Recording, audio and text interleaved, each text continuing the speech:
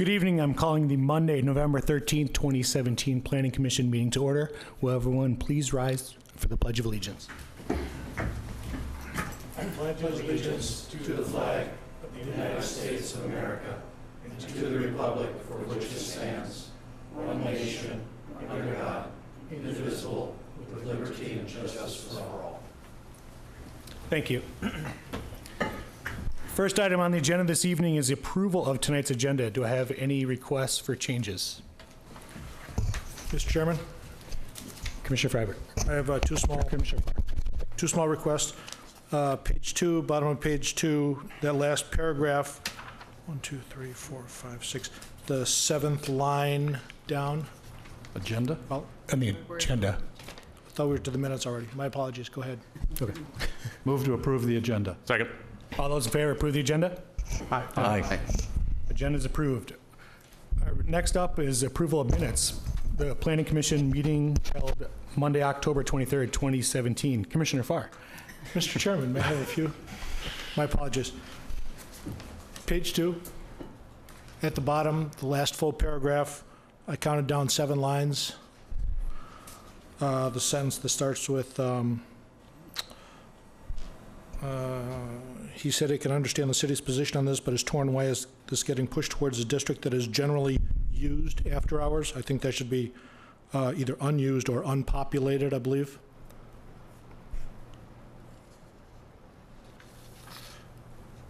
And then on the following page, 3, starts with a half paragraph, a whole paragraph, and then the second full paragraph. First sentence, end of that line reads, to see I-2 added to the iGen districts. That should read, to see I-2 added to the list of districts.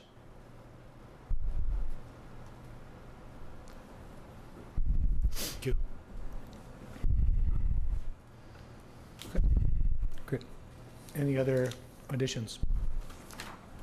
If not, I'll entertain a motion as amended. I'll move the amendment. And a second. All those to approve the minutes as amended? Aye. Minutes are approved. All right, moving on. Public hearings. Shields, request for planned unit development concept review on approximately 20 acres. Planned unit development district review with waivers on approximately 20 acres. Site plan review on approximately 20 acres. Will the proponent of the project please step forward and... Good evening. Good evening. If you could say your name and spell for the record, please. My name is Jeff Plauche, P as in Paul, L-A-U-C-H-E. Great, thank you. If you could walk us through your project proposal. Sure. My name is once again Jeff Plauche. I'm with Aero Retail out of Dallas, and we're the company that raised the fund that bought Eden Prairie Center. One of the concerns we had when we bought the mall was the Sears building. We didn't know whether eventually they would just shut down operations and we'd have a dark 200,000 square foot vacant box, or if they would convert it to a call center. We didn't know what they were going to do, so we wanted to do what we could to get control over that building. We were able to buy it. We overpaid for it, but we were able to buy it a year ago, September. And at that time, our original plans were to tear down a portion of the building and just add your basic open air retail spec space. About that time, we began conversations with Shields, and we ran parallel paths. And it became more and more evident that as we continued talks with Shields, we felt that the best thing for our mall, to stabilize the mall, stabilize the sales, was to move forward with the Shields ground lease as opposed to building the spec space. So that's what we've done, and that's why we're here today. At this time, I'd like to introduce Kirk Williams. He's our Director of Development, and he'll say a few quick words as well. Thank you. Great, thank Thank you. you. My name is Kirk Williams, W-I-L-L-I-A-M-S. Just want to thank you guys. I'm going to be working on the development side. I'm going to be working very closely with Shields in the construction. But the idea of what we're doing is trying to bring a winsome, fun, energetic experience to Eden Prairie Center, but also to the city of Eden Prairie. We looked long and hard for just the right tenant to do this with, that we could be definitive about that. And Shields was that group that brought that to the center. We looked through with discount retailers. We looked at restaurants, food and beverage. We also looked at grocery. We looked at active lifestyle, which is fitness. We looked at health and beauty. And with all the different moving parts in the market, we settled on Shields as being the best option for the southern end to take the Sears box. And with that, I'll be available for questions, but I'm going to turn this over to Jason Loney, who's Director of Construction with Shields. Thank you. Great. Thank you. Could we get our presentation up? Is now the appropriate time? Jason Loney, Loney. And on behalf of 6,000 other Shields associates, I'd just like to say thank you for the opportunity to expand what we have currently in Eden Prairie. Just a little bit about Shields. We've been a Minnesota-born and raised company, Sabin, Minnesota, for 115 years. We're privately held, we're employee-owned, and we will remain that way as long as the Shield family is involved, which is very near and dear to all of our hearts. And I've been there 23 years, so I think you can understand what it's like to be an owner and have an opportunity such as this one. We carry over 1 million SKUs, unique SKUs in our large flagship stores, and that's what we would like to bring to this center. And you can see by some of the pictures, from the moment that you would drive up or walk in, you would be set into an experience of shopping and entertainment unlike none other that you would see. From the 16,000-gallon aquarium to a 45-foot tall Ferris wheel, you can see the spacious ability to shop with natural light. There will be a restaurant inside. The footwear shops are unbelievable, taken to a whole new level. 3,000 to 4,000 unique pairs of shoes for people to come and try and purchase. And it's not just about sports or about apparel. If you can you go back one slide real quick? We have home decor. So, we do everything from furniture to decorative to candles, knickknacks, you name it. But the goal is that we're not just a sporting goods retailer like what you think about our competition, but we are something for the entire family, not only from the selection, but also all the way through to the attractions. And so you can just see by some of the additional photos that we really think that there's an opportunity for this, specifically in this area of the Twin Cities.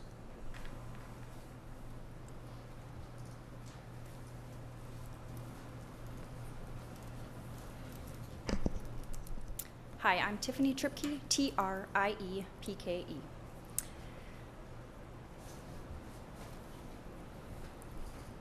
To orient everyone with the project, shown is an aerial view of the existing Sears building and its location within Eden Prairie Center. Here's another aerial view with an overlay of the new proposed Shields building footprint, identifying the main entry and also the mall entry. The last aerial view here is showing the overall site plan, including the proposed Shields building and the extent of the parking lot improvements for this specific project. When Shields joins a community, they make a long-term commitment. That commitment shows in its stores, which are built with longevity and permanence in mind, using high-quality materials that stand the test of time. The new store is approximately 248,800 gross square feet, of which approximately 97,500 square feet is retained and repurposed from the approximate 205,000 square foot former Sears building.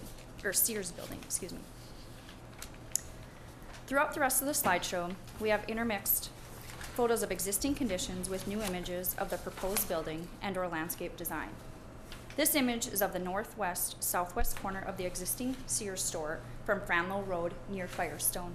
In this image, you can also see the mall entry there near Barnes & Noble and Talbot's. This is a similar perspective, a rendered image of the proposed two-level Shields store with a prominently featured pitched roof over a central clear-story space, skylights, clear-story windows, and vertical glazing. The building's massing is articulated with strong geometric forms, varying vertical planes, and cornice and parapet features. The roof heights shown in this image and other images within the presentation range from 83 foot 6 inches at the highest point of the pitched roof to the various parapet heights ranging from 44 feet to approximately 56 feet above finished floor. The varying roof heights not only help comply with design guidelines, but they also screen RTU or mechanical rooftop equipment and also accommodate the Ferris wheel within. The exterior complies with City Code for Class 1 and Class 2 exterior materials by using a palette of brick, stone, EIFS, and metal panels in an array of patterns, textures, and colors. The northwest facade houses one of the 300 square foot signs shown here on the corner of the building. This image is of the existing southwest side of the Sears store. Again, from a similar perspective, this rendered image shows the Shields southwest entrance facing the main traffic route of Prairie Center Drive. The entrance is defined by 2 stone piers framing large glazed openings, pitched roof, and canopies. This facade has the other 300 square foot building sign as well as the 77 square foot canopy sign. This is the building's focal point and clearly orients visitors to the entrance. Steeply pitched roofs are prominent features of many of Shields stores. The use of skylights, clear-story windows, and vertical glazing illuminate an expansive, clear-story space, inviting visitors both during the day and at night into a vibrant and fun interior. A pedestrian scale is created with sculptures of people engaged in sporting activities, benches with statues of past presidents, extensive landscaping, pathways, and accent lighting. The front plaza has spaces for bicycle parking and will also use radiant heat system under sidewalks to remove snow and ice during the winter season. Now I'd like to introduce Erica to talk a little bit more about the site. Good evening. Thanks, Tiffany. My name is Erica Christensen, Christenson. So we're going to go back to the next slide here, looking at the site one more time. And I'm going to continue talking about some of the amenities that Jason and Tiffany first started to discuss with you. And we zoom back out here to draw your attention to some of the things that we're doing at the mall entries. Tiffany mentioned there are 2 entries to Shields, and I want to focus in on the new improved plaza area in front of the mall. So I put this aerial photograph back in here, and then I need to rotate you around. So we're looking at the entry again by Talbot's, Barnes & Noble, Crave is over there. We have an opportunity with the Shields project to really expand the pedestrian realm around that side of the mall. So we are adding a lot more planting and an expanded sidewalk on that area. There's a lot of detail in the materials that you've received in the report, and so I'm going to stay fairly high level, and all of us fully intend to answer any questions you have. But the focus that I wanted to draw your attention to here is really about the types of planting we're doing. We worked a lot with city staff to discuss what else could we do here, and there's a lot of interest from mall ownership in drawing people to this area from a site perspective. So we're showcasing some of the native plants in the state of Minnesota. We're looking at having some focused gardens, one on prairie species, one on woodland or understory species, and then in the front of our entry, that's an existing entry, the architecture as you see it in the renderings, but we are going to do some planters that are going to be watered with reused stormwater. As a part of this project, we have an opportunity to do some pretty ambitious things with stormwater BMPs. And so these planters will be watered with that, and the intention here is to have a few small interpretive signs that explain that to visitors. As we continue to look at this area, we've again rendered these spaces to give you another orientation. This is the area we were just looking at, and what we're doing now is really expanding that garden in front of it. This is back a little bit further, still on that same side. The Shields sculptures that Tiffany was just talking about now continue around the corner here. As a pedestrian might round the corner, people approaching from the parking lot could also use this sidewalk to just head straight down to the entry. We have pedestrian scale lighting, benches, another set of bike racks, and then as you move closer to the entry, here's where those planters are. Again, the feature is a stormwater garden, native plantings, lots of different colors, and the higher plants, the trees and the shrubs, will be a mix of evergreens and deciduous trees. This is another view as if you were in front of Crave, looking back at that wall, and some varying heights of trees. Shields is no stranger to diverse and dense planting. This is something they do quite often. They use a combination of native and hardy adaptive species. Now we're swinging around the other side of the mall. This is right near where the food court entry is. So this would have been the upper level of Sears. And this is not going to be an entry into Shields, but our task is to really add some texture, some diversity of planting, and create some layering on that side. Now, one of the things that we have done here in the past, and we will continue on this project, is to add some additional screening on the outside of that ring road. So we are at Franlow intersection, hitting the inner ring road of the mall, the first ring road you come to. And our approach is the same as we have done at Regional Center, a recent landscaping project. This is a rendering of the mature look of that. There are two different types of evergreen species, some rock outcroppings, and a couple different kinds of low plants. And I just wanted to bring in our recent planting. Of course, this is about a year old, so it doesn't look like the rendering yet, but I think it's good to see. We have made some progress on these entries, and we found a template that works. So that will be repeated at the Franlow entry. And I think, yes, this is our last slide. We wanted to leave you with a movie that we have done to give you a kind of a summary of what we just talked about.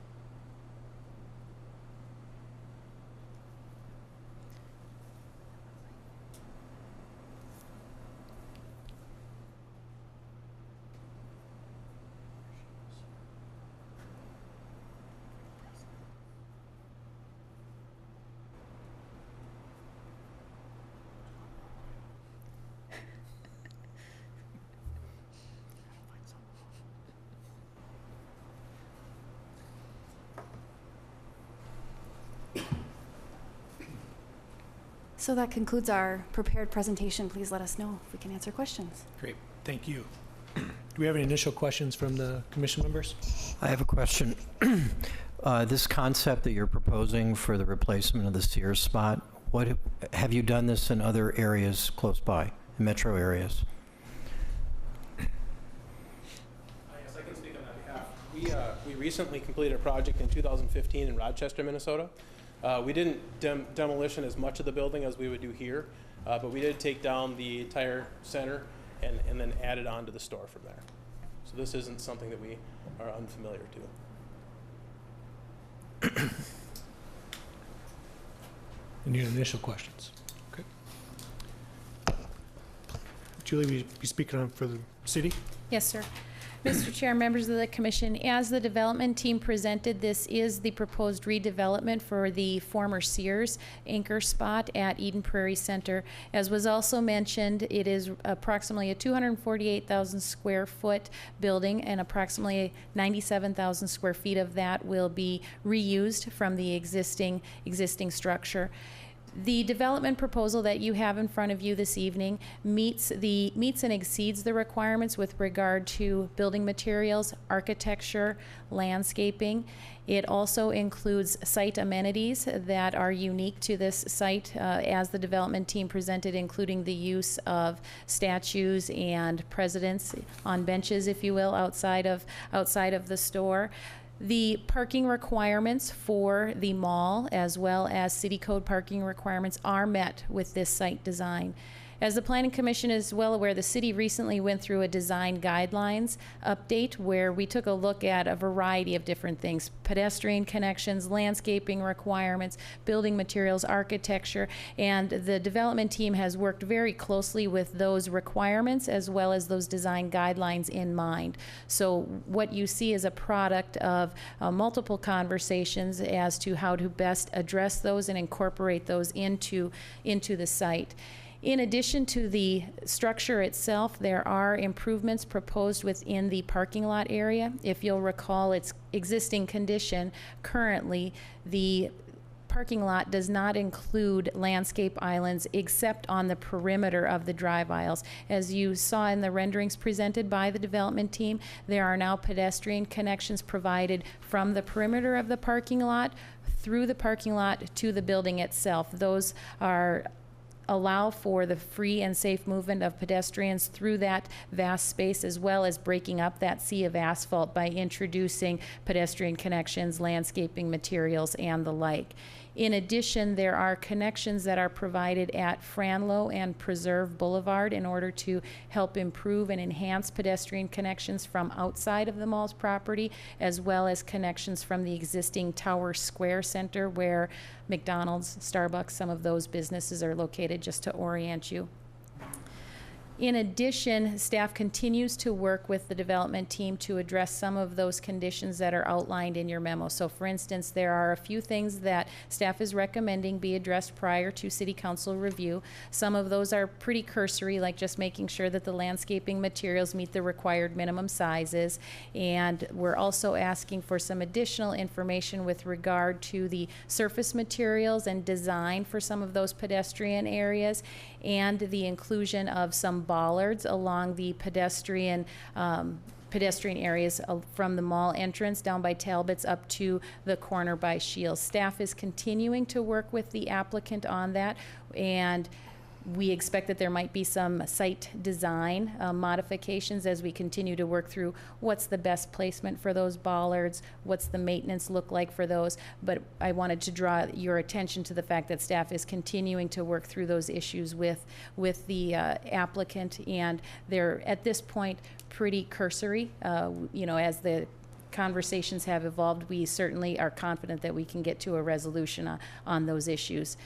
In addition, there are some waivers that are being requested. This is a PUD, so there are, I believe, 5 waivers being requested. One is with regard to building height. As you can imagine, a building with a Ferris wheel in it is usually not going to meet our building height requirements. So there is a building height waiver that is requested. It is in keeping with previous approvals for the mall. There have been other waivers that have been granted to address building height up to as tall as 80 feet. So it is consistent with the character that you see of the existing landscape. In addition, there is a waiver request with regard to signage. City code currently allows each facade wall to have a maximum of 300 square feet of wall signage. So if you look at all 3 sides of the Shields building, they'd be allowed a total of 900 square feet, 300 per side. Shields is asking for a waiver to essentially redistribute some of that in order to allow one wall to exceed 300 feet and actually have 377 square feet. Ms. Tripke spoke to that in her presentation. There's the primary entrance and the wall signage. Collectively, those equal 377 square feet, but all together, Shields is only proposing 891 or 892 square feet of signage. So it is still below what is required or regulated by city code. So that waiver is included in your packet. In addition, there's a waiver with regard to parking lot lighting. Currently, city code, as a result of the design guidelines, provides for a maximum lighting height of 25 feet and asks for those light poles to be located within islands. Because this is an existing development and we're working to try and retrofit some of those design standards into the development, the developer or applicant is proposing to continue with the type and size of lighting that they have on site, which exceeds the 25 feet. It provides for 44 feet above grade for that lighting. that is consistent with the industry standard expected for these types of parking lots in large retail areas.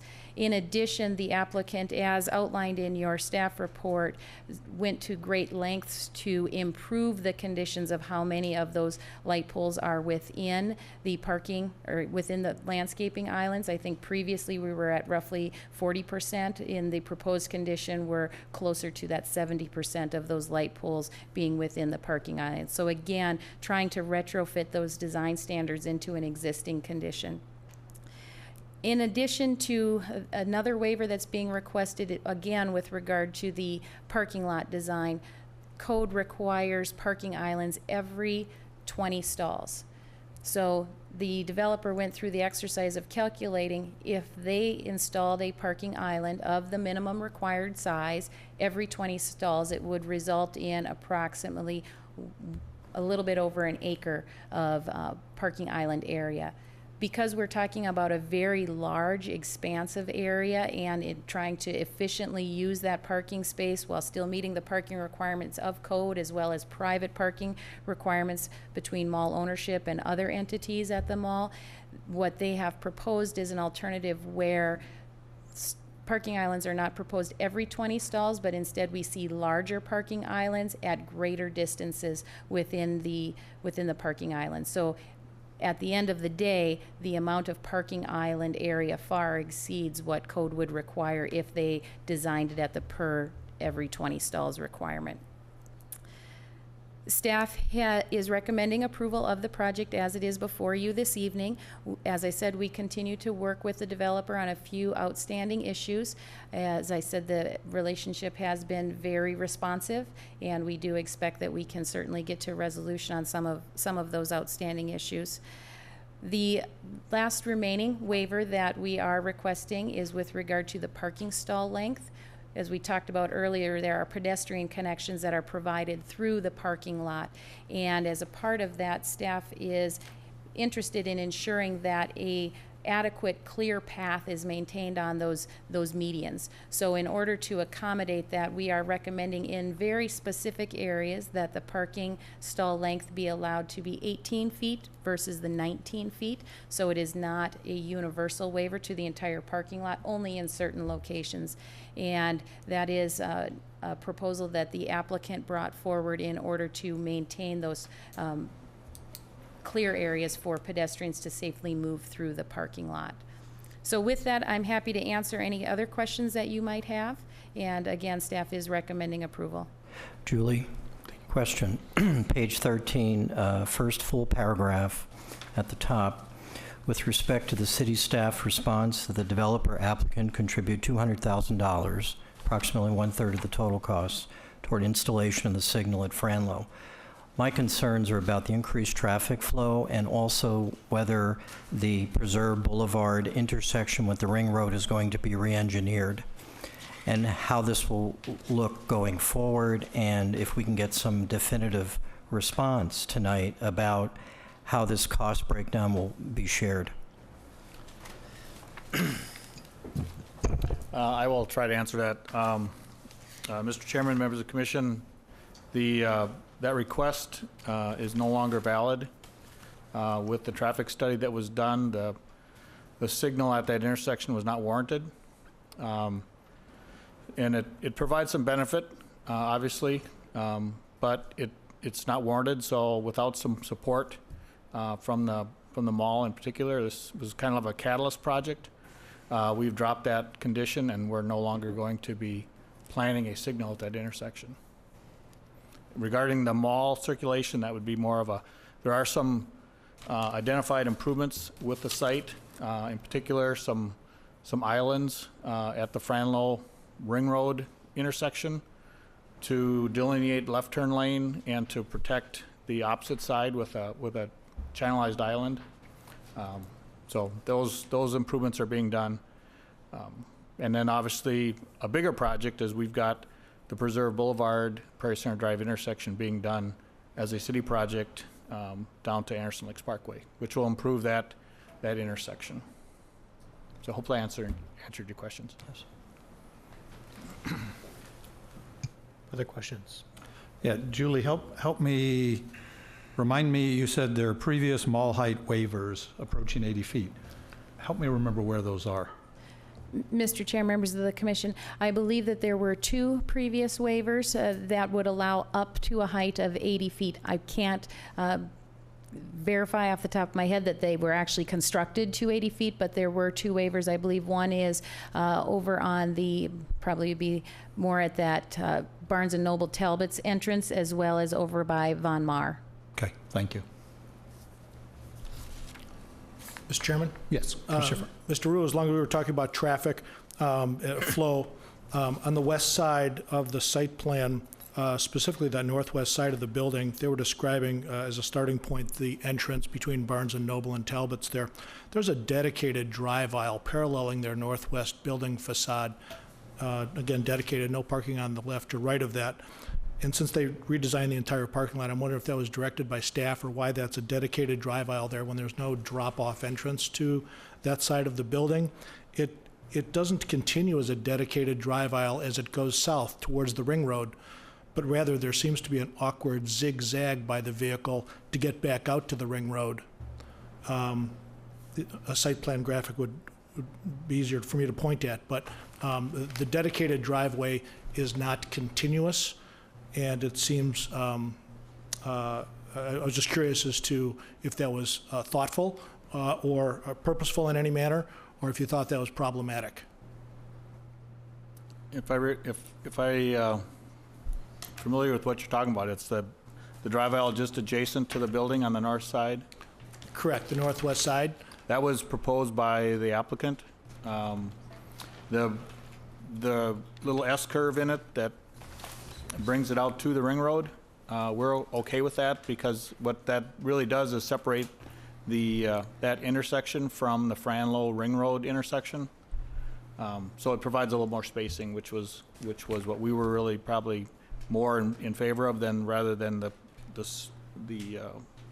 kind of the S-curve in that approach, that drive aisle.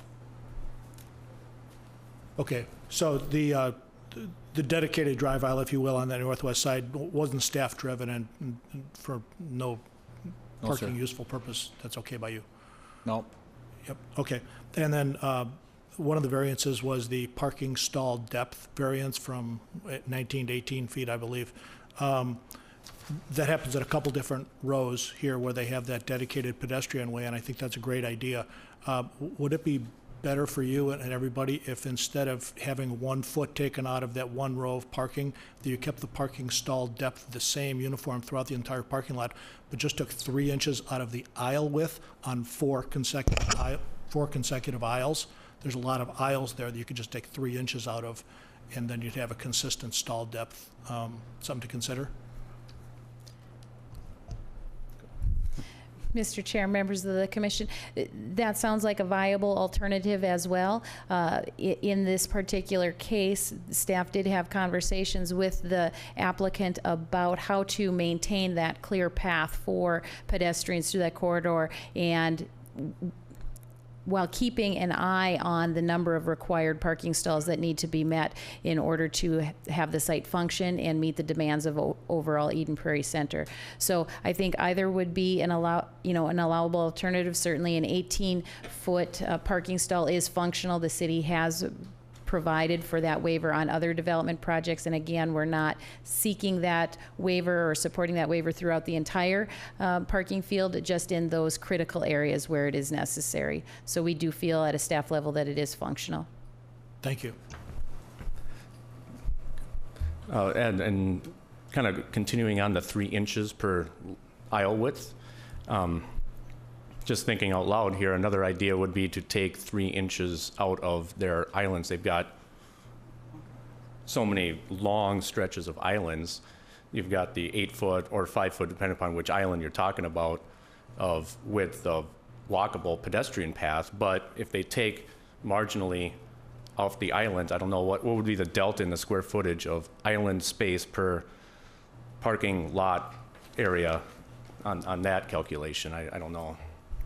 I would hate to reduce the width because I drive a 24-foot truck, and so that's difficult to get into anything, let alone if it's the lane widths are less. I'd much rather see the islands be narrowed in to accommodate the length of vehicles, and I'll get into this later, but the length of vehicles and the drive lines for them. Sure, sure. And I would be fine with if we have to have a waiver that says, oh, our delta is going to be just slightly underneath the requirement of island space per impervious space. And I think that's a better bet than truncating the opportunity for people to park and drive.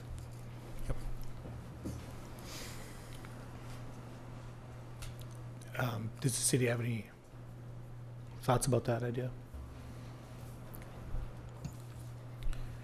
Well, I think what we are trying to achieve with those comments is kind of to balance those out with the parking needs, as well as the having wide enough drive aisles, as well as having wide enough pedestrian corridors, so that in those median islands that had vehicles parked adjacent to them, the overhang of the vehicles was limiting the kind of the open pedestrian pathway.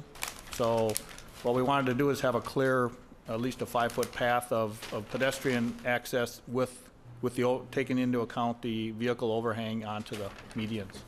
So I think, to me, that's probably the more critical part, rather than there's plenty of parking out there. There's going to be a lot of parking stalls. They're going to have full width, full depth of parking stalls, as well as full drive aisles. So having it, I think it's 4 rows of 18-foot stalls.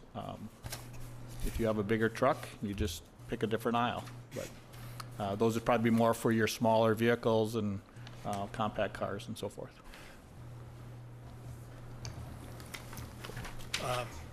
Mr. Chairman? Yes, Commissioner Farr. I think Mr. Rude just said something very critical. He said, just select another aisle. There's no signage that says you're entering a narrow aisle here. I think that was Mr. Woodkey's point. Commissioner Woodkey's point is that there's no indication that the stall is at variance from another aisle. And so I think we were searching for some uniformity, at least I was, so that customers wouldn't have to be faced with a choice or be disappointed once they got to a shorter stall. So that's the point I wanted to make in terms of your follow-up of that particular statement about choosing an aisle. I would presume that the mall would probably consider putting some signs in those aisles for smaller vehicles. I don't know. It's not my call, but that's. I think the pedestrian access is important to provide that clear path. How we choose to do it, I guess, is up if the commission has other recommendations other than that. That was what we came up with for a good compromise. Okay. Well, certainly if we're granting a waiver for smaller width or length of stalls, we can put a condition on that waiver being granted that there be signage placing compact only. That would be within our purview. Julie? Mr. Chair, members of the commission, I realize as the commission is discussing, we haven't shared a visual that identifies exactly those areas that we're talking about. So if I can have the document camera, I'd like to just present this so that folks in the audience, our viewing audience at home as well, can see. So to orient you, this is the Talbot's entrance down at the northwest corner. This is the northwest facade of the proposed Shields. Primary entrance would be over in this location.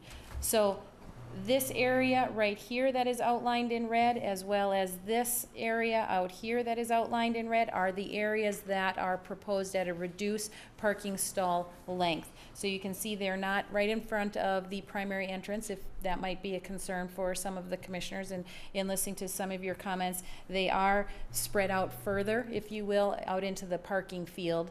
And again, I just wanted to provide that context for the commission as well as others who might be viewing as well. Thank you, Julie. Leave that graphic up on the screen here so I can see it and reference it.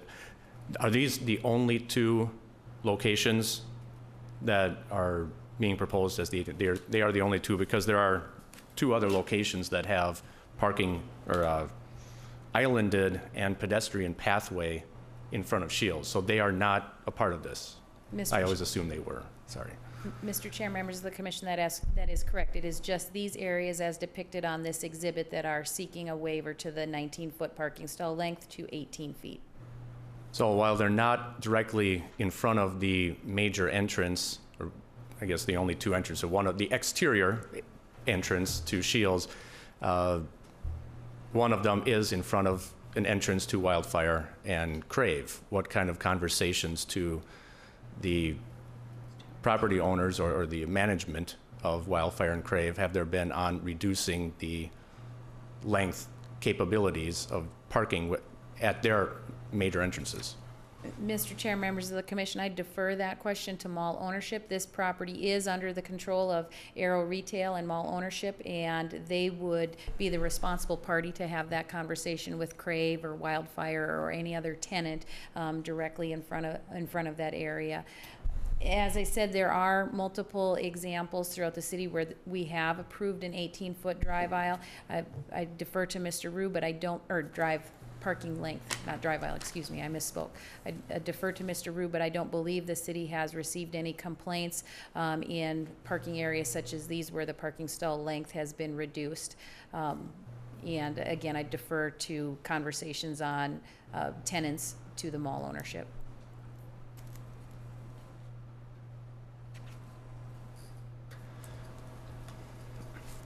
I've got other questions too, but I can defer until everybody else has exhausted theirs. I'm staring at a plan, but I don't know if everybody else is able to stare at a plan easily. I'm only looking at striping and signage, so I don't know if there's a way that we can pull something up on the overhead and just kind of paste it there and leave it there. That way our viewing public doesn't have to look at me all the time.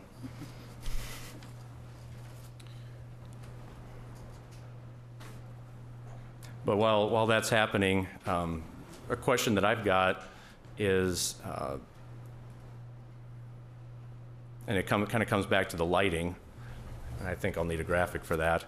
I was noticing as I was kind of transposing one plan on the other in my office today that the landscape plan and the lighting plan in various locations within the island structures, the plans dictated that two objects be placed in the exact same spot. We had a light fixture at the exact location that a tree was going to be placed. And so I kind of would like to see if that was something that might be in further conversation as where the tree's location, or what the acceptable separation between your island tree and your light fixture and the base for that light fixture is going to be. I've got, if you want to grab my plan off of me, I've got them all marked out. I can generally answer that, and if we need to, I can move your plan over to the projector, but I would say it's a good question. We have gotten much further on the landscaping and have really prioritized where we're putting trees, where we're putting plants, and we generally know how lights work. And when we do these lighting plans, the difference for us in lighting plans and our planting plans is that the lighting plans are symbols and they're huge, so they're not actually to scale either. So the next step will be for us to work those things out. Also, it's a good question. The separation has to be sensible, because we've all seen things where a tree starts to crowd out that light and then it's no longer effective. So we continue to work on what those lighting fixture styles are. I think we talked about this generally, but we're using quite a few of the existing lights. They've just been upgraded to LEDs. So we're going to continue to repeat that form, but we may add some additional heads to posts. We may be coming back with some adjustments to the base condition. So where we can in islands, we will basically be starting to space things out and look at the heights of trees as well. So there's a list of trees that are acceptable to the city of Eden Prairie, and things that are okay in a parking lot. So we have kind of our list of trees that can go in a parking lot continue to get smaller and smaller. But we have some flexibility. You know, we're doing some of these big islands. So at this time, I'm not concerned, but I understand what you're saying. It's not intended for a tree and a light pole to live in the same space. I can't give you an exact detail right now, but that is our intention, to continue to work with staff and have those things start to scale more appropriately. Well, I'm glad to hear that it's on your radar, because as I looked at it, it was greater of probably 80% of the island light fixtures also had trees right next to them. And I was cross-referencing the different species of the trees that were on the landscape plan. Specifically, I know that there might be a tree placed somewhere else.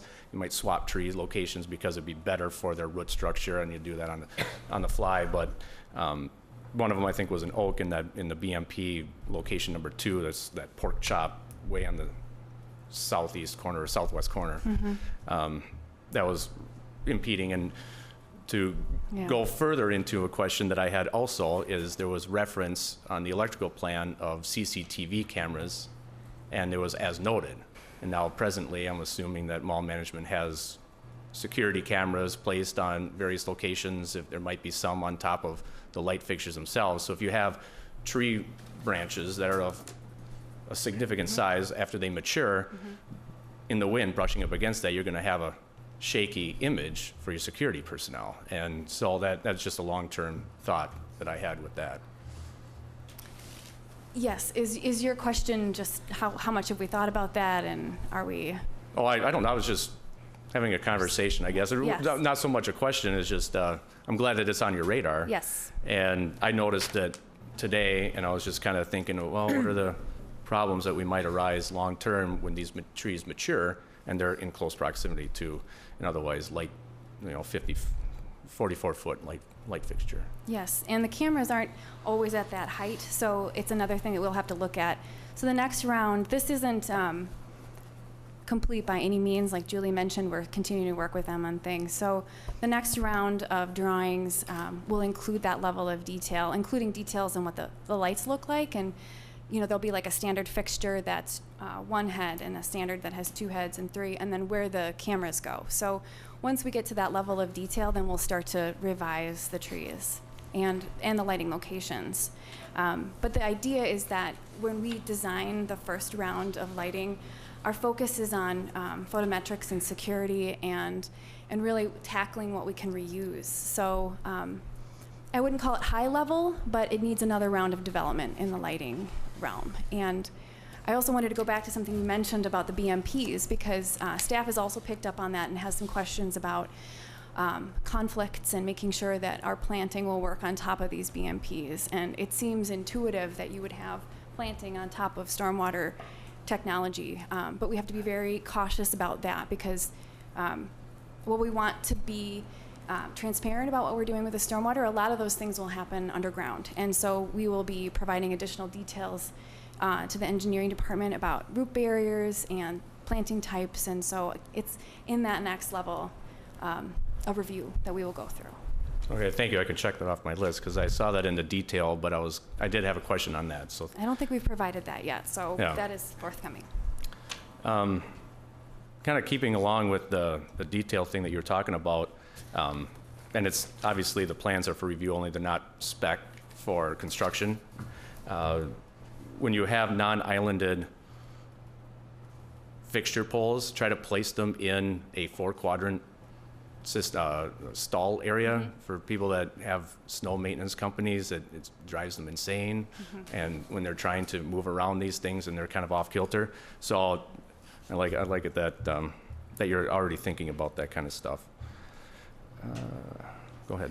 I have another thought about the whole landscape plan, and I know you're working forward, but with the additional kinds of plantings you're projecting, what, separate from the underground water use, the wastewater management approach, can you think forward to in terms of when we have a period of time where we don't get much rain and it's very hot in the summer? My concern was with some of those plantings, is there something else that you will be looking to try to address so that those plants will not fade and actually not survive, over time? No, it's a good question.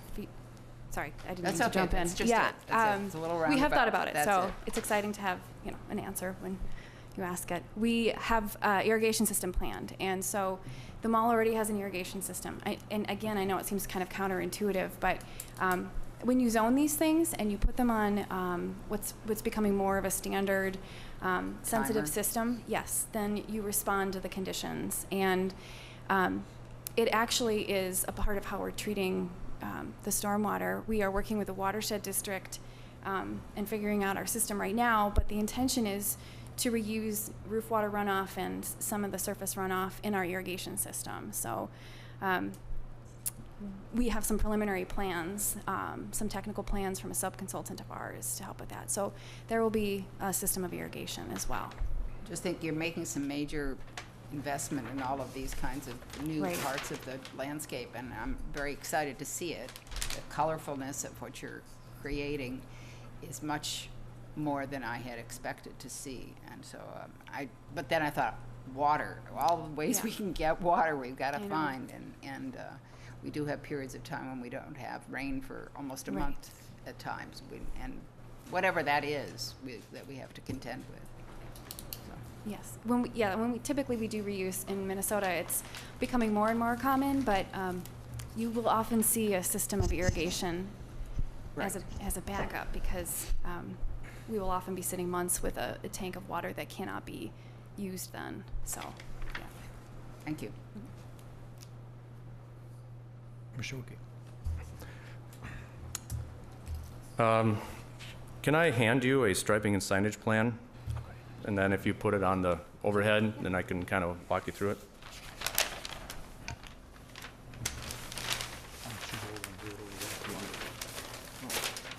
I could. This seat's warm.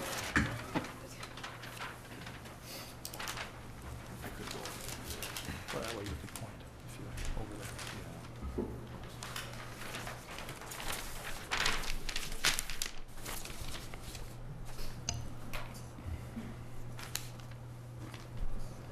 Tell me where you want it to go. That's good. So we'll just start in the upper right-hand corner. My question is the 24-inch solid white striping. Is that a ADA crossing or designed to be ADA crossing? Yes, there are curb cuts. There are pedestrian ramps on either side of these, as well as connecting to the walk over here. So in conjunction with that, if the intent is to have from the curved sidewalk coming from the front, or I guess it'd be that Preserve. intersection to connect up with your entrance courtyard, I would continue that 24-inch solid white hashing completely across the intersection so that it's fully marked. I think that he's talking about here and here, the ones that you drew in for us. Are those your marks? Those are, yeah, my marks are highlighted. Okay, They're gotcha. ours. So I would continue that across the entire stretch. Yeah. If we can zoom in That's the on intention. to the left, move it to your right and up the other way. Oh, I guess it's maybe. And zoom in on the front entrance area. Talking about here? Yeah, there we go. That's good. The handicap stalls, are they curb cutted? This is a question, because I don't know. Are they curb cutted into the island I think they're all. walkway, the pedestrian walk path? Do they have curb cuts and mountable curbs there? They are all at the grade. So the walk here, starting here, where my finger is, just to the south side of those, we taper the walk down. So now the walk from here to the striping is all at the grade of the parking stalls. Does that make sense? So you've okay, seen so it, you've probably everything seen it like proximal to Yeah. the front face is at grade. Okay. Right, so there'll be some signs behind the curb, kind of, separating the parking stalls, and then you'll be able to walk on that striped, they'll be able to use that striped area just to navigate right on at grade onto this walk, so this will be concrete, and then you'll be able, again, it'll be all at grade here. So it's not drawn, I can understand your questions because we don't have all those ped ramps and all that kind of tapering in there yet. But Okay, that's the okay. idea. There's some renderings that show that a little bit better in our video too, so we can go back to that if you have questions. So in keeping with the hash marks that would otherwise be designated as a pedestrian right in front of the, yes, that whole area, right in front of the courtyard entrance there, in keeping with that, I would even extend those hash line marks further, just for those individuals that might not take the at-grade pedestrian crossing island area, and they might decide to go behind their vehicle and then come around Oh. that, yeah, and well, on the outside, on the other, on the further outside, my hash line, you've yes, drawn there it you in. go, yeah. Drawn it in, I Yep. gotcha, yep, okay. If we go further away from the building, I noticed that on another plan, there was, Here? yes. I noticed that you're using a lot of different forms of reclaimment. Some of it's mill and overlay, some of it is fully reclaimed, some of it is tear out and put new in. And my question was in relation to the docking locations for the trucks that are going to be coming in. What drive lane are you looking to use dedicated for semi-trailers coming in and out? And the one that I noticed was the leftmost has a higher level of reinstallation and improvement of the bituminous surface versus the other one, but I'm not sure if truck drivers will understand that. So you might either need a signage to try to get them into the area that should be used because it's got a higher grade and higher level of compaction on the reclaiming nature, or versus do it on both lanes to mitigate the risk of a truck driver going on the other and constantly doing that over time. It'll degrade the asphalt at an expedient pace. It was just something I noticed. Yep. And then I've got one other plan. I'll walk it over to you.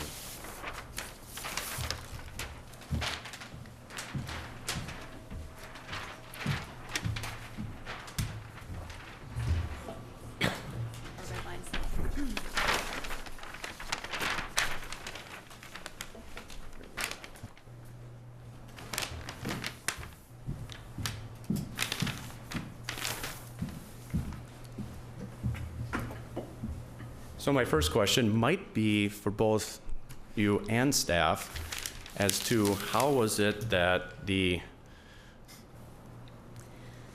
pedestrian walk island ended up being where it is now as opposed to directly in alignment with the intersection crossing that would go in front of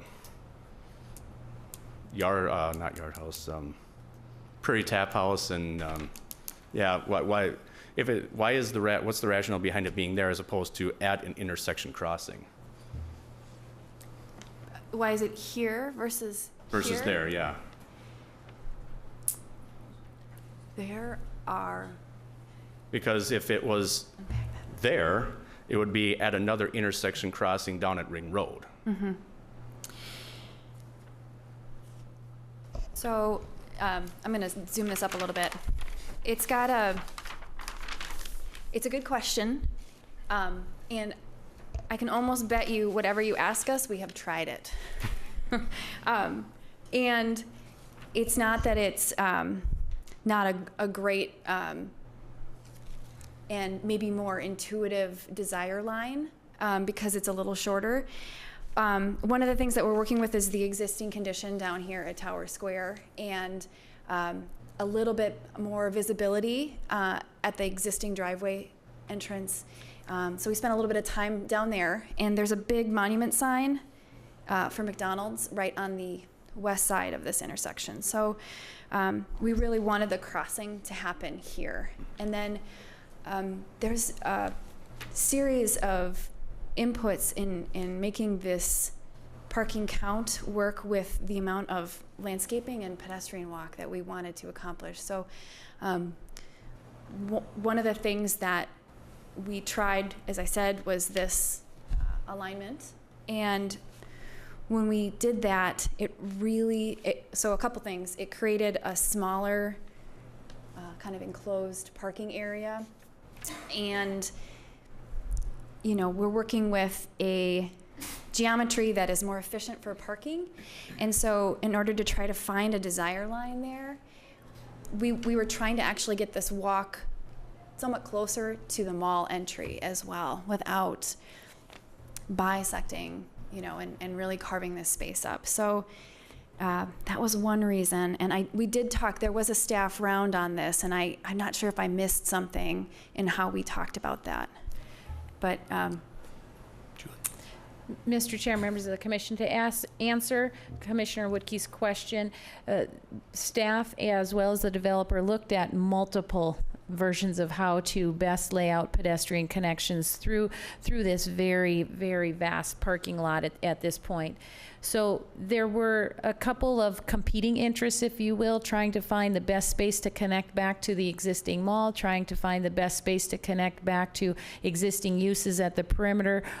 And as Ms. Christensen stated, in looking at the drive aisle farther to the north, if you will, sliding that over one, it did create very much of an isolated parking area up in that top left-hand corner of the drawing that you're looking at. And that space just did not provide for the circulation that the city and property owner very likely would look to see within that parking area, as well as trying to keep those pedestrian areas not only meeting the intention at their perimeter, but also being able to clearly identify them and have intuitive pedestrian connections through that parking lot. So as Ms. Christensen said, staff as well as the developer looked at multiple options, and so what you see before you this evening is a result of several iterations in order to try and meet the overall goals and objectives while retrofitting it into an existing condition. Thank you for that explanation, Julie. So in keeping with the 24, the 2-foot solid white, I would just say that any time that the traffic, which was alluded to at Commissioner Farr's first point, that runs around entrance locations, anytime you see that, added in. So I've kind of highlighted and hashed in where appropriate, maybe new hashes would be placed. And I'm not exactly, I didn't do a count of the handicap stalls, but there might be an easy area to get 2 more handicap stalls right in front of Crave and Wildfire. Right where I've located them there. Yeah, that might be an easy location. And then just a quick follow-up on the same curb cut or at grade for those handicap stalls. Is that going to be at grade as well in the other islands? yes. So that someone doesn't have to walk all the way around that island in order to get up to a walkable area close to the building and away from traffic, so they can just have the option at least to go straight across?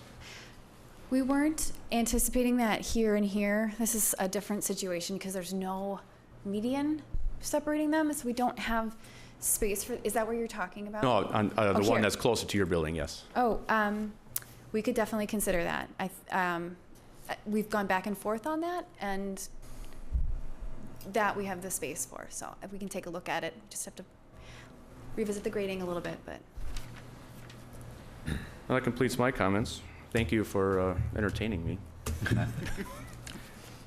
Could someone who, does someone know the answer to Commissioner Woodkey's question regarding whether stall length has been discussed with other tenants in the mall? We've not discussed all of it with Prairie.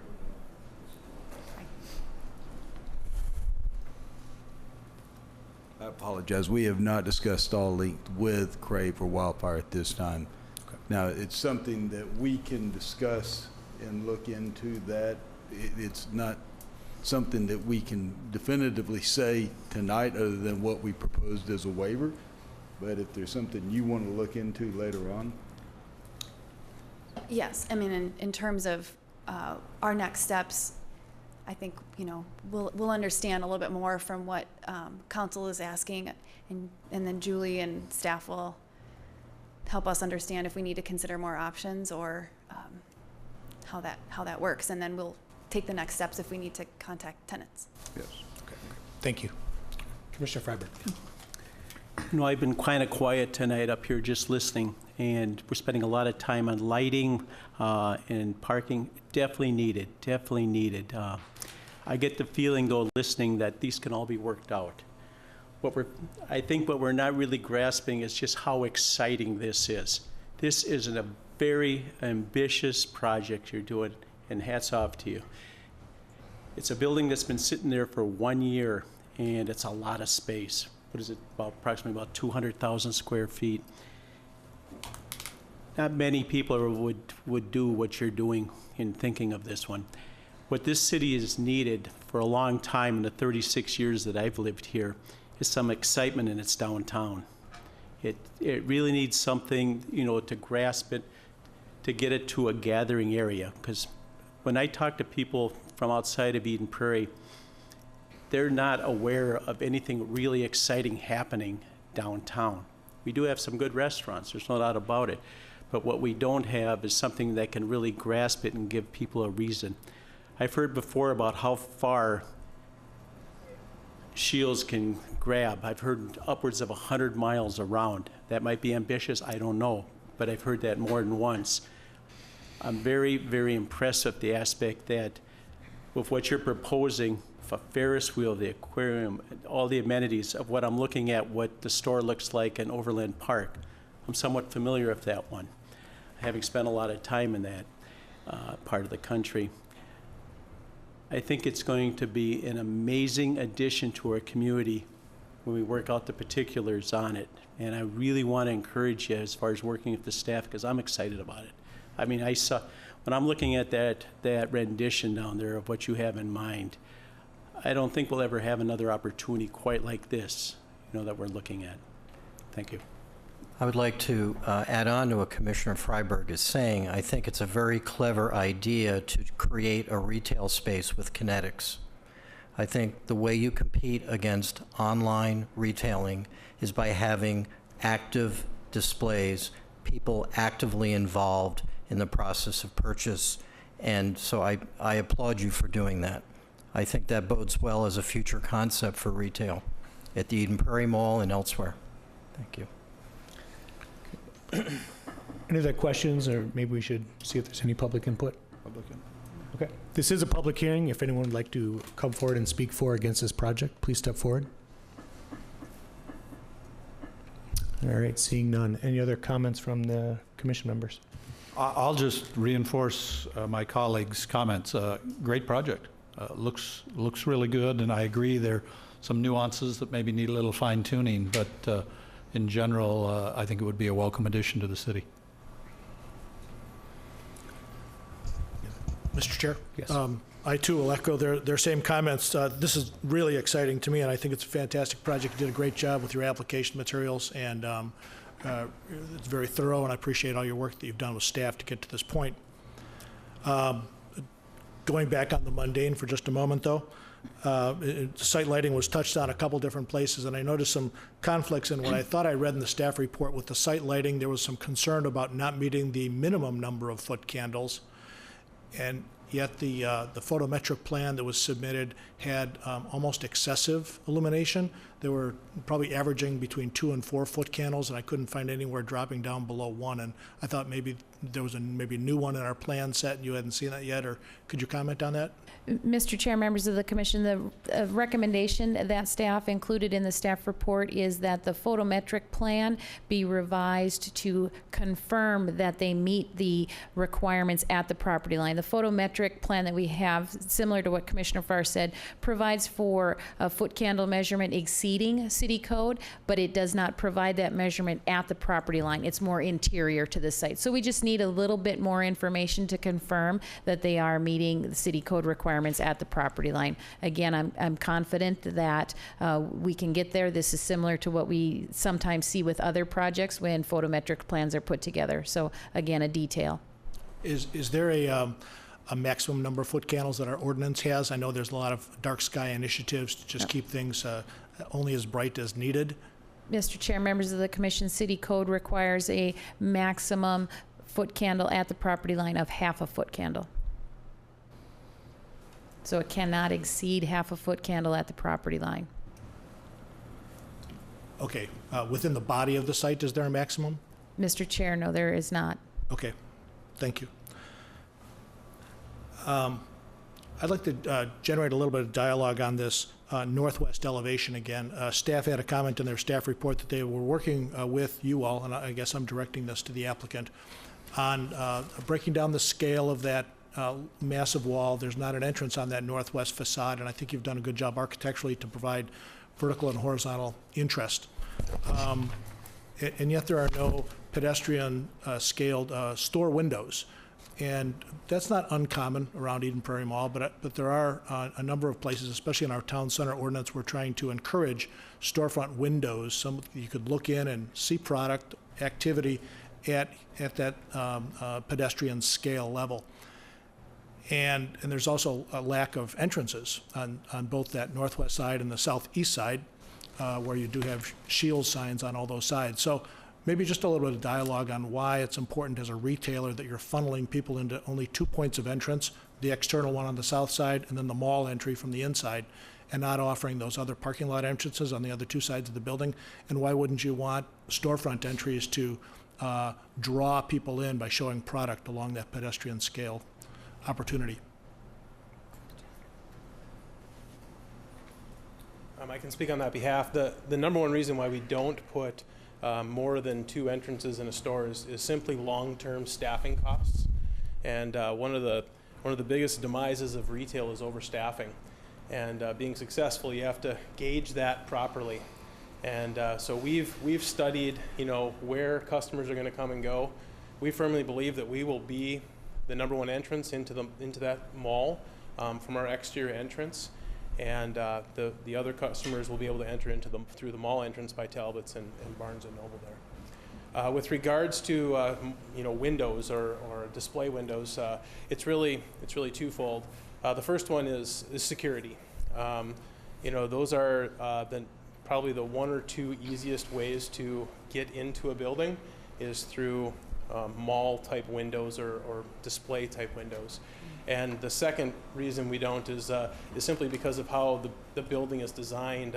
We have storage that goes all the way up on those exterior walls, and so we would be decreasing the amount of storage we need, and thus have to put it on the retail floor, which changes our overall philosophy of how we merchandise, which is kind of unique Shields versus other customers or other retailers. Excuse me.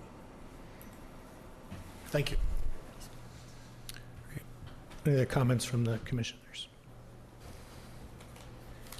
All right.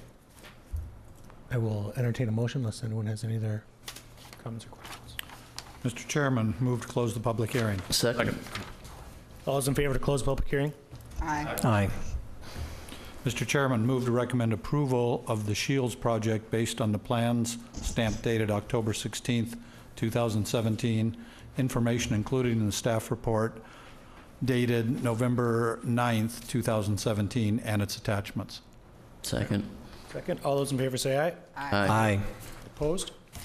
All right, project's approved. It's a very exciting project, and I don't know about all the amenities, but as a dad with 3 kids in hockey, it'd be great to have my skate sharp in there instead of driving to Bloomington, so. If you could keep that in mind, that'd be great. Congratulations, thank you for everything you're doing and bringing. Thank you. All right, moving on this evening. Planners report. Julie? Mr. Chair, members of the commission, as we talked about at your last meeting, just another reminder that the council work session on December 12th will be about the Aspire Eden Prairie 2040 update, and the Planning Commission is invited to attend. So as you can see on your agenda, there is a light meal at 5, workshop to begin at 5:30. If you could please RSVP to Lori Creamer, that would be much appreciated. Second, Julie, would you mind just sending out an email about that? Yep, we can certainly do that. Thank you. Mr. Chair, members of the commission, the second item under planner's report is the November 27th Planning Commission meeting. That is the Monday after Thanksgiving. That meeting will be canceled. So we'll see you December. Sounds good. Thank you. Thank you, Julie. All right. Members' reports this evening. I have not a report, maybe it's a new business thing, sorry. Okay. Continuing business. New business. I have a new business thing. Commissioner Wookie, new business. If I may, I don't know if it's going to go anywhere, but the island lighting, landscaping, and parking stall are all competing for the same little area. And I've seen this in a number of instances recently when we've got a larger area that we're trying to fit the smaller nook and niche developments, infill developments, into this grander scale. And I'm wondering if we could take a tally just by heads nods or something like that, if anybody else has seen that, and if there's maybe a way that we can remove the one-size-fits-all cookie-cutter approach to all these different competing natures to them. I know that might be raising some eyebrows to staff over there when they, when I asked for another look at some of the very recent, or at least 5-year-old, in that recent nature, code amendments and ordinance changes that we've had. Is it just me, or has anybody else seen that? Let me build on that a little bit. The problem you're talking about is a problem everywhere there's any development. And there's got to be some level of best practices out there.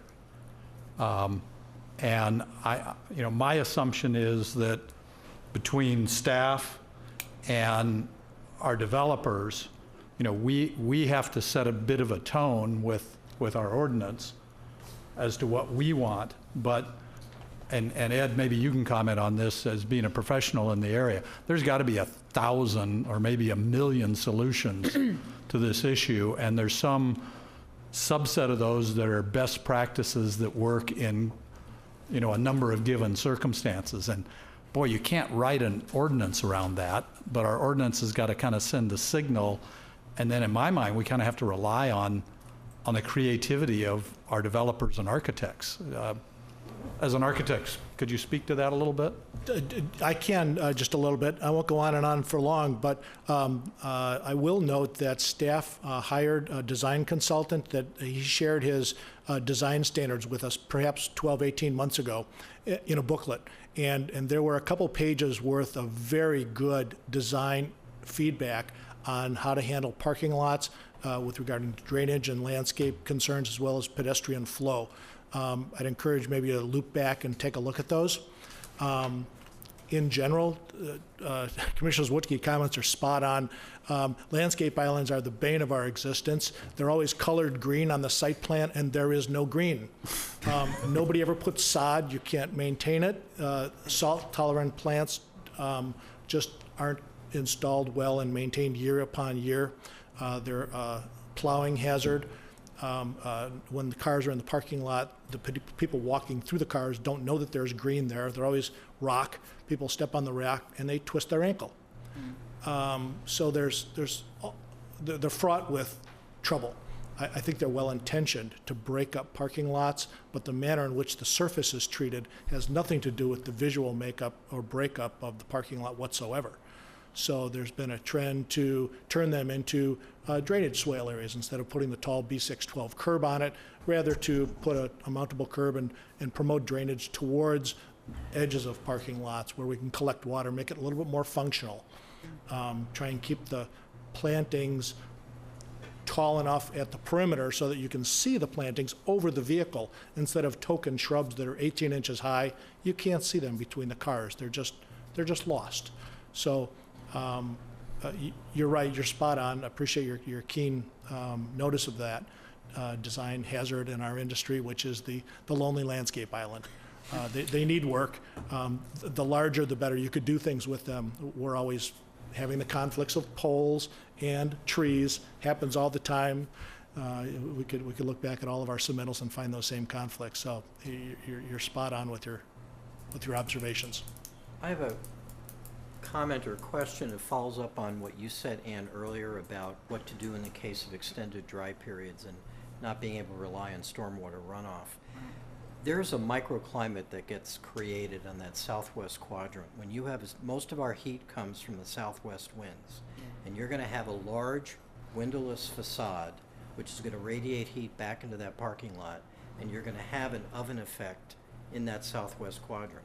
Might be a degree or two, it might be 3 or 4.